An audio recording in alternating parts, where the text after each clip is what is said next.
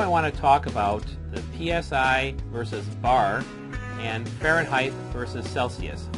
We have all of these displays set for Fahrenheit and PSI. So if you want to change that, you want to say you're in a different country, say you're in Canada and you want Celsius instead of Fahrenheit, you can do that. And the way you do that, again, you hold the set button down until it beeps. Okay, and then you're going to use your plus button and you're going to scroll over to 2, 3. You do 3 times. You could set the PSI or your bar. So you can always set this to bar by selecting that. Once you get into the set, you'll see PSI and bar on the screen. You select it. And then you use your plus or minus button, like I did just then, and now bar is selected. And I'm going to hit set to save it. I'm going to go out of this using the back button. And you'll see now that we have this in bar, not in PSI. So in order to get this back to PSI, now that I've changed it to bar, I'm going to hold the set button down until it beeps and then release it. I'm going to hit the plus button 3 times, where it's going to say set, and it's going to show you the PSI and bar.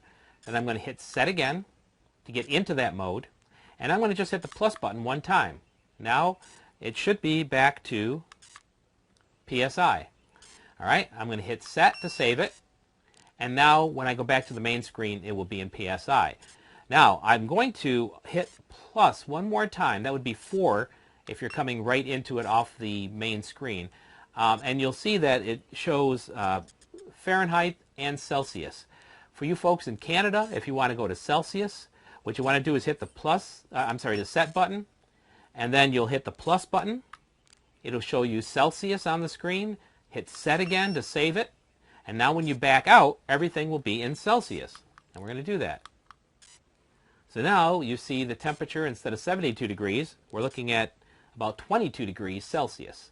Okay, again, to change it, I'm going to go back in, hold the set button down until it beeps. I'm going to hit the plus button 4 times.